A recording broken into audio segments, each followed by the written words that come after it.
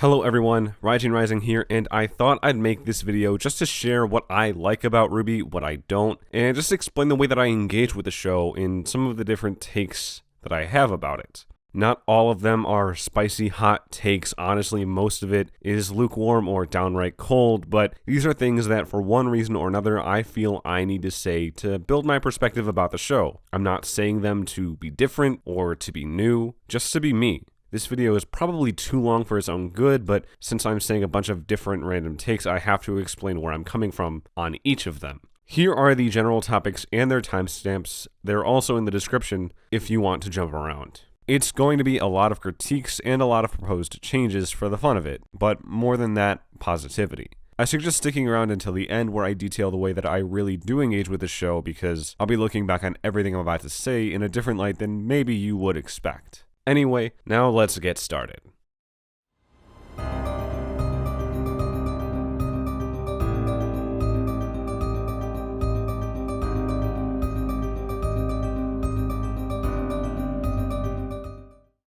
Number one is character shorts. While I generally don't like character shorts, I will have some positive lights to shed toward the end of this section. So first I'll say the negatives and then the positives.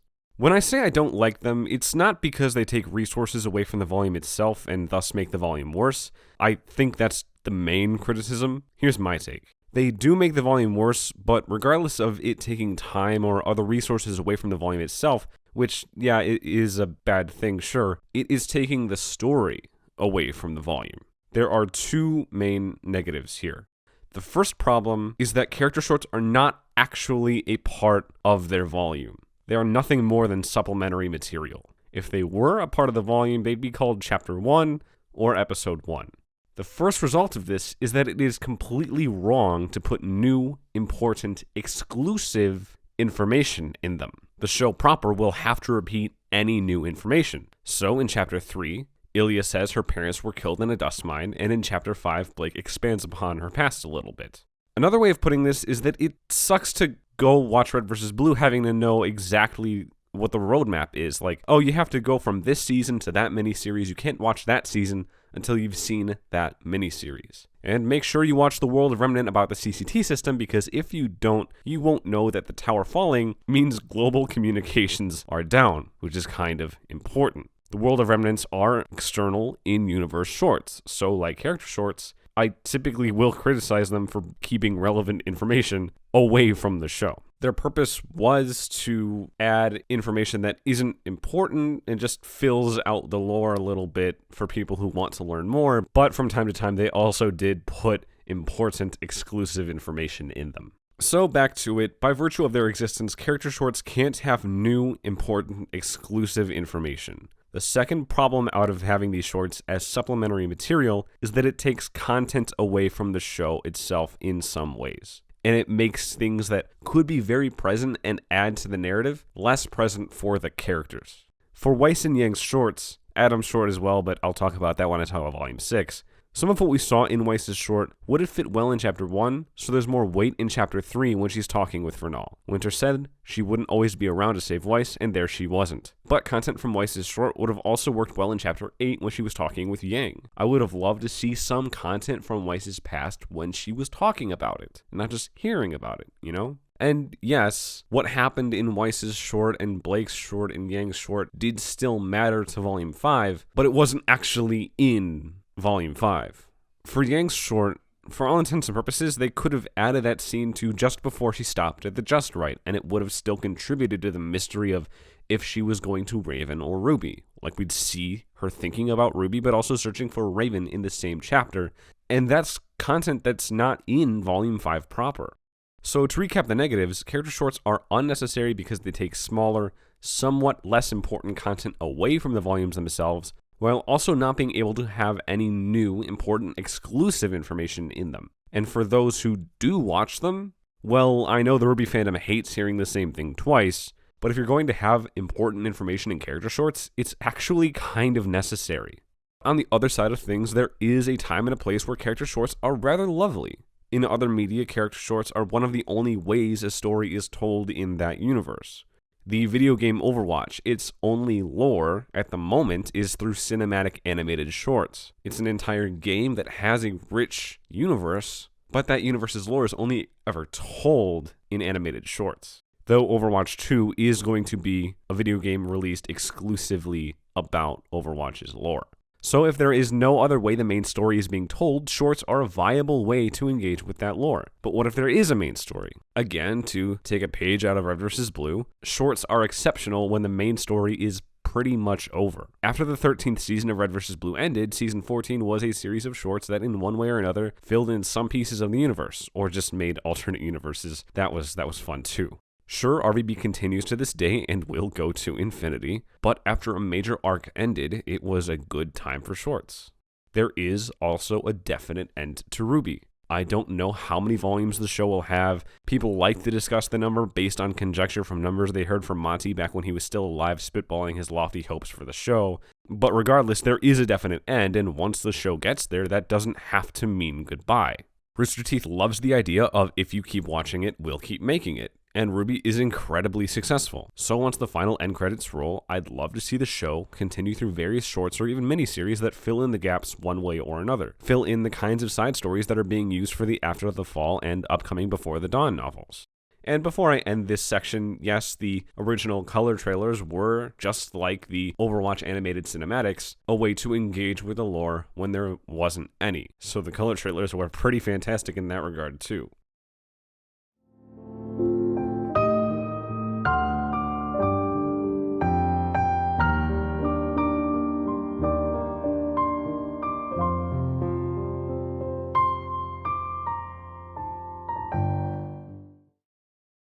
What would I change about Volume 6? If I'm completely honest, not that much. I don't mind that Salem and Ozma's fight in The Lost Fable was short and shown from a distance. What was shown and the way it was shown fit tonally well. At C2E2 in Chicago this year, Miles said this. There's one character in particular whose backstory we've had to push for 3 seasons because we keep having to do other things first, but that won't be the case forever. And I believe he was referring to Cinder. Given that she was the first bona fide villain to be introduced, she got something of a backstory in Volume 3, but it doesn't go too far. And if it indeed is Cinder's backstory that they have been trying to put in since Volume 5, it would not be too little too late for her, especially since she had a warmer reception in the fandom in Volume 7. Perhaps if they were to introduce Cinder's backstory in Volume 6, it would have gone best in Chapter 2. The first major thing to say is that I would change Volume 6 to add a scene to Chapter 9 that would help with Oscar's anticlimactic weightless return where he'd gotten off-screen development. They could have split the scene of Saffron, John, Ren, and Nora looking for him so that it ends when Saffron leaves, maybe a worried glance or two, and then the scene shifts to Oscar being somewhere on the street, goes into a clothing store, plenty of conflicting facial animations happening. He sees the outfit he ends up wearing, picks it up, starts to look determined. Like that, there's no need for another character, no need for anyone to say anything. Like, it could be a completely silent scene, and yet we still see Oscar battling with his thoughts and giving him some agency as a character. And then the scene would return to John, Ren, and Nora and continue from there to the statue. Other than that, to continue with what I was saying before, I would have rathered the Volume 6 Adam short didn't exist as a short. I would have rathered for some of its content to be in Chapter 7. Volume 6 purposefully did not have that much Adam in it. It goes for the suspense of his absence, and then immediately following that, the reveal that he'd stalked Blake across Anima and thwarted the heist inadvertently. Which was cool. Like, that was great. But for the volume where he dies, never to come back, he got very little. And it would have helped for the content from the Adam short to be in Chapter 7, specifically to make him more present. Blake and Yang are on odd terms throughout the entire volume, as they should be. Blake ran, Yang felt that Yang needed Blake. Then when Team RWBY is reunited, Blake feels too much like she has to do everything to be there for Yang, that has to put herself into more ado, whether to make up for lost time or show Yang that she does care. Specifically here in the Brunswick arc, she says, "I'll protect you," and they're both not completely in their right minds because of the apathy grim, so the conversation puts them on even further of odd terms. There was more to say that never gets said until Blake tells Adam we're protecting each other. And that was a very, very powerful statement because it did say everything that needed to be said both to Adam and to Yang. It put them on good terms. It wasn't too little too late, but Adam showed up 3 times in the whole volume before that fight started. First, his return to the White Fang headquarters in the premiere, then again in that same episode as questionably a vision that Blake has, then again later as questionably a vision that Yang has. Whether or not either of these is or isn't a vision isn't the point. To an extent, his mere presence in the premiere means he has to show up at some point, but either way, I think it would have been better for the show not to lean so heavily on the surprise and to put content from Adam's short directly into Chapter 7 in this scene. At this point, Blake and Yang are on odd terms, and Blake would feel the need to continue the Brunswick conversation and set things right. So while they're on the flatbed, Blake could have opened up and shared some stories about Adam's past, and we'd still be able to get those fight scenes and the manipulation, etc. It would matter more to the story because it would be a part of the actual story, and it would give Blake and Yang's already perfectly emotional arc a lot more weight, too. Of course, it still matters as a side story. Of course, it's not pointless. But for Blake to bring it up with Yang and share more of herself and be more present around her friends, which she has already been trying to do, but in a good way, in a way that further ties Blake and Yang together as survivors of Adam, it would really stitch some wounds and add more meaning there. So other than to put Cinder's backstory in, give Oscar on-screen development, and add Adam's short into the volume itself, I honestly wouldn't change Volume 6 all that much.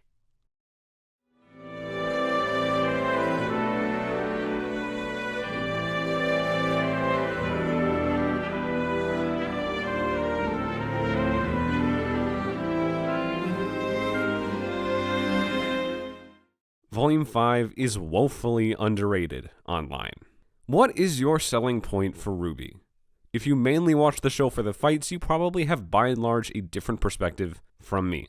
Volume 5 didn't have that many fights, and when it had them, they were criticized. Yet I find that there's plenty of people who think, wow, no wonder so many different animators spent time on the Raven and Cinder fight because it's so disjointed, versus plenty of those who love the Raven and Cinder fight saying it stayed true to Monty and that it was incredibly anime and all that. Whether you like Volume 5 is incredibly subjective because we all come to the show for different reasons and evaluate the same things incredibly differently.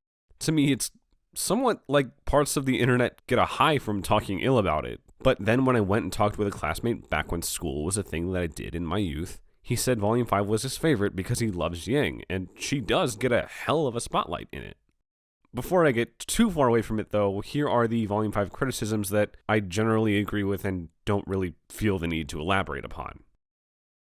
So yeah, I would change Volume 5 a lot regarding those things, but as for some specific things that I'd change, I already said that I would dissolve the character shorts into the volume itself. I'd also move the Raven and Cinder negotiation scene to Chapter 8, so that the menagerie conflict isn't interrupted to the point where the same fight is left to a cliffhanger 2 chapters in a row.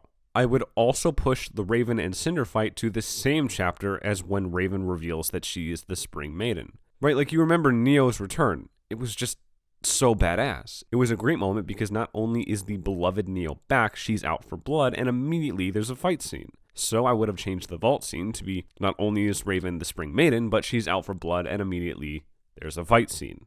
And I'm glad that we got that kind of moment in Volume 6 with Neo. I recently rewatched Volume 5 to fill out this section a little bit more because I figured I was forgetting something, and I realized how long the scenes don't need to be.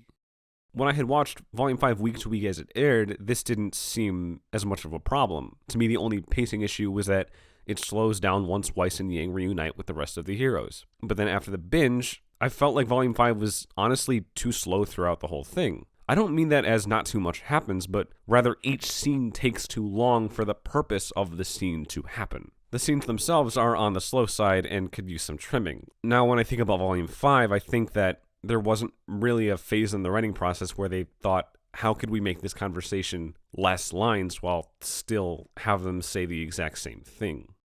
Back to the main topic though, so Volume 5 deserves a bad rap.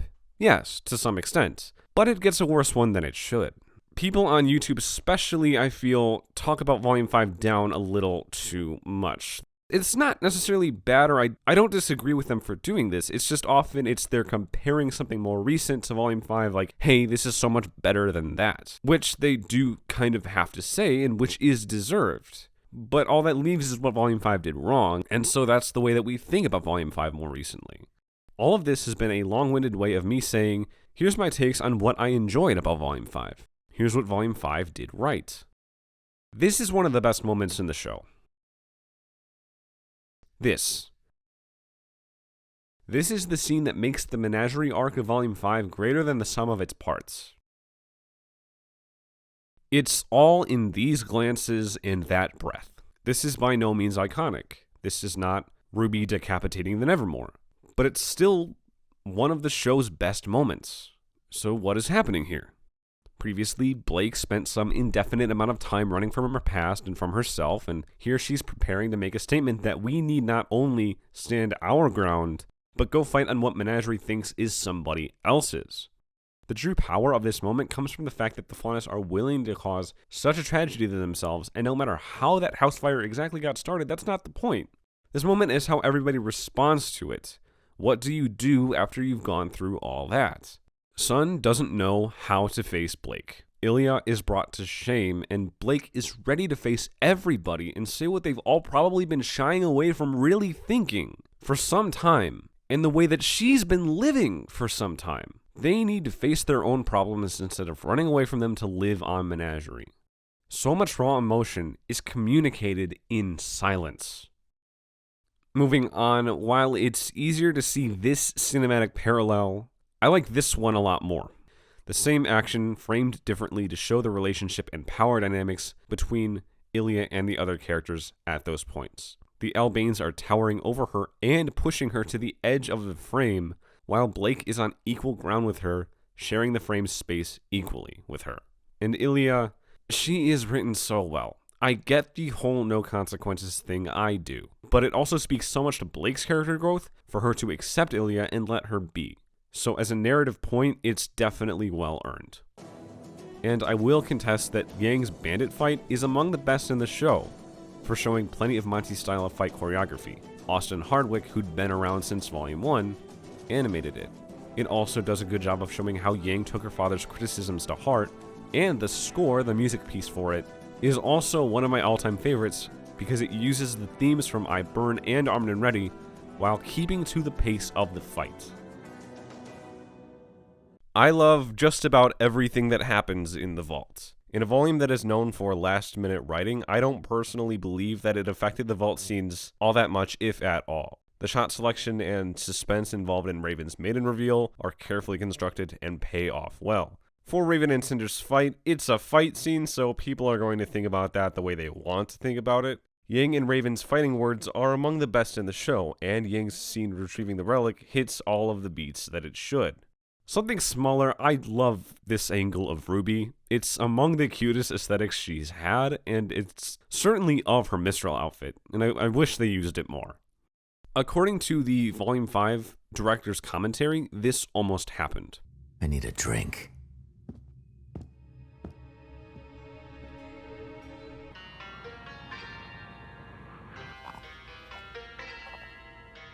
Aren't you a little young to be drinking?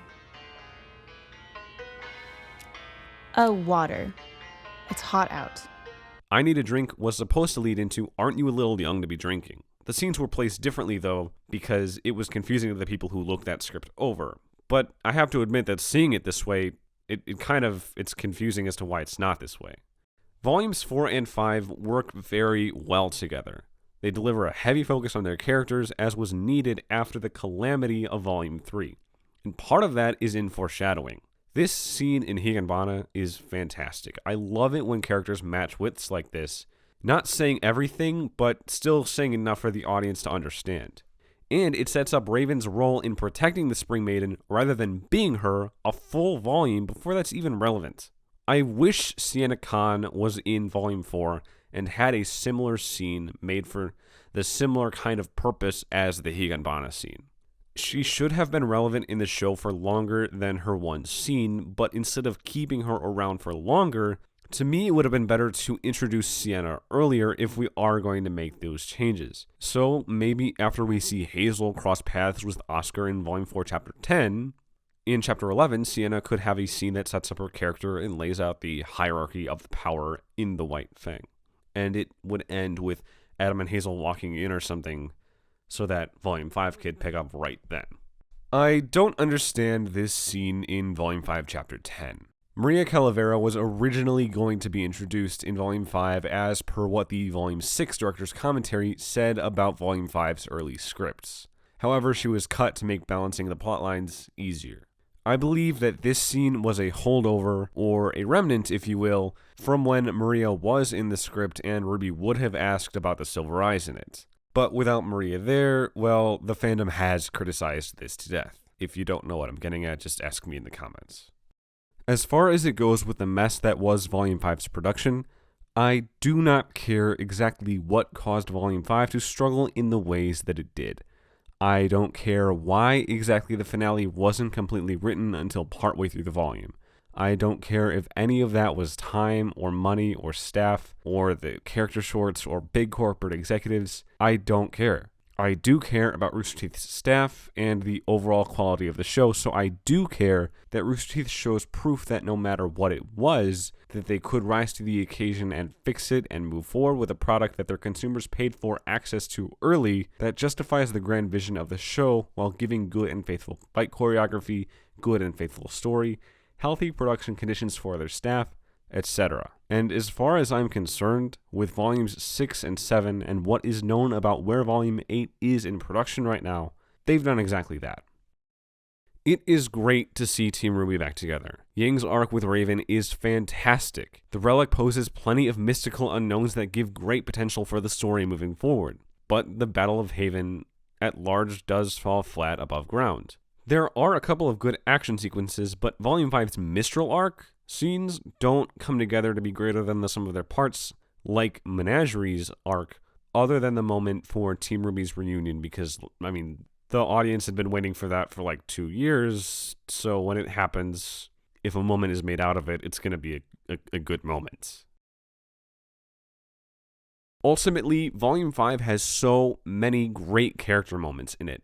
It is somewhat the reverse of Volume 7 in that regard. Volume 5's players and pieces don't change in almost every chapter, and it has a lot of time for characters. But Volume 7 is so plot heavy with so many moving pieces that have a specific order and characters that it doesn't have too much extra time to devote to its characters. This is widely agreed upon to the point where Miles brought it up again at C2E2. I think one of the critiques we got for Volume 7 was that, because there was so much going on with the plot, we didn't have a ton of time for character moments. And honestly, we felt that super hard in the writers' room, just being like, can we at least just have a second for one of them to say hi to the other one?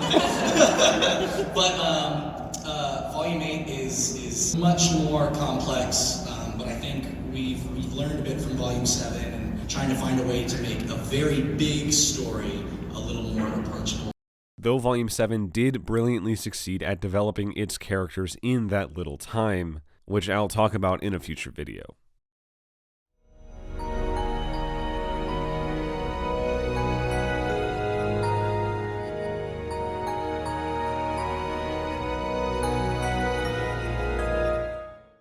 Plot convenience. For the purposes of what I'm talking about in this section, one major form of plot convenience is essentially when the writing neglects one part of the plot, like, oh, that doesn't matter in this one time in this instance. Often, it's spoken of when something happens too easily that some sort of narrative weight is lost, and it can take the viewer out of the moment. Plot convenience is not an issue about the fact that something happens, but rather the way that it happens, that it was too convenient. I generally can't be bothered by plot convenience. I will take issue with it if it genuinely deprives the show of something major, like earlier Oscar showing up at the house with a new outfit and no stress back in Volume 6. Yeah, I'll take issue with that. We should see character development happen for someone as important as Oscar. For another thing, Aura has been manipulated for plot convenience quite a bit. That discussion has been done to death. And as for the fight between Crow and Clover and Tyrion in Volume 7, Clover was written to die. There was no way around that for the writers. For X reason, they decided that they would introduce Clover, and he would die in the same volume. I'll talk about the controversy surrounding Clover and Crow in a later section, but for now, I will say that a lot of convenience went into this scene, and it poses a lot of possibilities for Crow's character moving forward. How much will he do to be sure that James will take the fall? How personally is he gonna take it? And a lot of plot convenience also goes into the preemptive victory party turning out exactly the way that it does. This goes whether we're talking about the Faunus characters not being able to do as much as they should, or Penny not being able to do as much as she should, or anyone who brought a weapon not being able to do as much as they should. We don't see what Meryl, Ruby, Ren, or Nora are doing, so by virtue of not showing it, we are left to assume that they're doing nothing. If it were important enough to show, it would have been shown, right? Yet, I rather focus my criticisms on the actions that are shown rather than the ones that conveniently aren't. And at that moment, the show is focusing on how Penny was handling it in the moment and how she handled it afterwards. And Volume 7 writes Penny so well throughout the entire thing.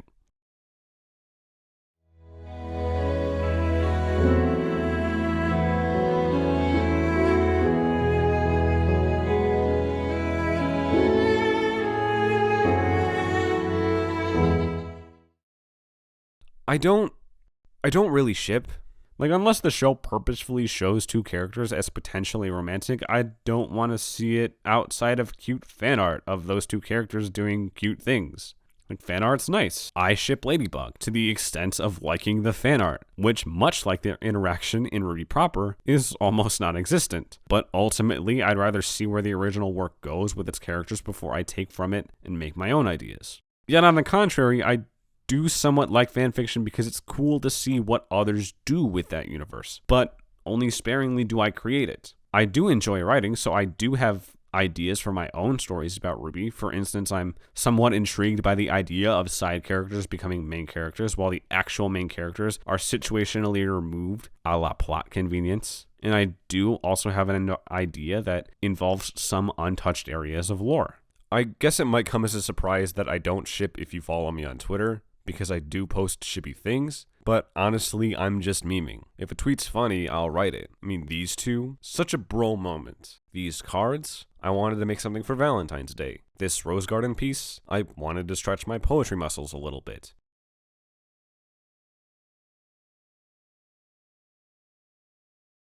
As for the discourse on the arc between these two characters, my take is that I don't need to be saying one here. I understand that very large parts of privilege are having a voice and being represented. So the best way to be an ally is to listen to those who are actually in the arena fighting that battle.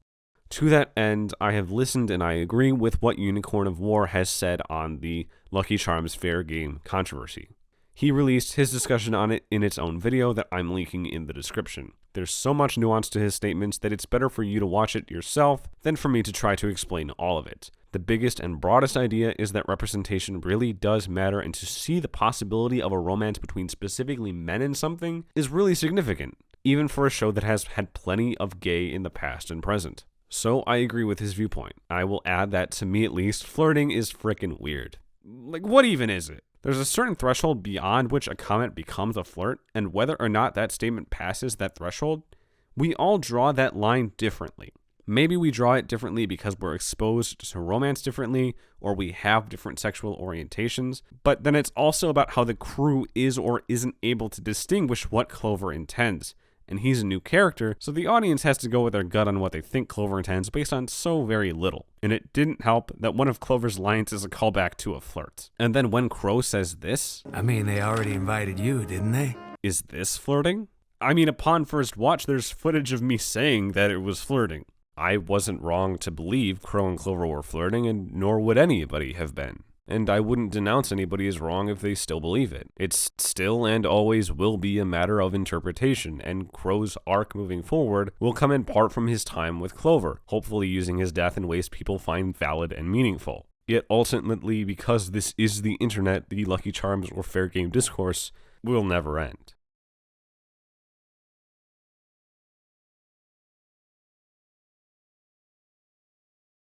Okay, so over the course of this video, I've made a lot of comments. I said character shorts were unnecessary and not as meaningful as they could be. I said, here's some specific, concrete ways I would change Volume 6. I had a slide of all of the beaten-to-death comments and criticisms of Volume 5 that I just wanted to get out of the way before sharing what I love about it. I said plot convenience isn't a critique I focus on unless it really deprives the show of where I feel it could or should be going. I said shipping is engaging, but not for me. I felt it was still important to talk about representation or lack thereof as an ally rather than someone in the arena fighting that battle. All of these comments are important to understanding how I would change RWBY, but ultimately it's here for entertainment, and I'm entertained far, far more often than I take issue with something in it. And if I do take issue with something, I don't dwell on it. I move on pretty quickly. Like, I want to be entertained. I'd rather be entertained, so while I will understand and agree with good constructive criticisms where they are, whether they be about characters or retcons or inconsistencies, I'd rather focus on what does entertain me. We all see things differently based on how much we are exposed to, how many different viewpoints we are willing to listen to. I have a bachelor's in journalism. When good reporters are writing a story, we have to find all sides of it. So I'm also generally the kind of person to expose myself to and consider as much as I can before I make my own viewpoint. And I'd encourage you to listen to your peers as much as you can too. People critique anything based on how seriously they take it, or how seriously they think it takes itself, or how seriously they want it to take itself. I don't want anyone to construe my easygoing nature about all of the things that I've said in this video to mean that I don't take RWBY seriously or that I don't think it takes itself seriously. Because I do, and I believe it does. But also ultimately it's just a show and it's there for entertainment. And also there's plenty of people who enjoy the show and have good-natured fun in picking it apart because it's good to want something to be better than it is. And it's good to attempt to give that feedback to make that happen. The reason why so many YouTube critics talking about any show, any movie, any video game form their channel around giving good-natured critiques is because that's the way they genuinely enjoy interacting with what they like. But on the other hand, parts of the internet will take every opportunity to have shouting matches in echo chambers, and it's up to everybody to figure out what that difference is. There's a certain odd appeal to going with spicy hot takes, but I find that the lukewarm or downright cold ones are more important because they're typically the ones the vast majority of people can agree upon. And that's not because they're bland, often it is because of the nuance. And not everybody has to agree on everything. Often it's good to argue about criticisms because that reveals the nuance lying underneath, and hopefully from that nuance there can be an understanding. When those disagreements about criticisms happen, they shouldn't be for the sake of being edgy. This was my first personality-driven video in quite a long time. I wanted to put out something this encompassing since I am relatively new to being a content creator compared to many of the other people that you may follow. To some degree, I'm always playing catch-up, so I hope you've enjoyed learning about the way that I look at RWBY. I do have more takes than just these, of course. I will touch on Volume 7 plenty in upcoming videos. If I realize I want to add more here, I will put it in a pinned comment. And otherwise, if you want me to explain more of my perspective on what I've talked about here, or you want to ask me about other topics entirely in RWBY, go ahead, ask me down below. While you're around, like and subscribe. I'll see you next time. I'm Raijin Rising. Have a good one.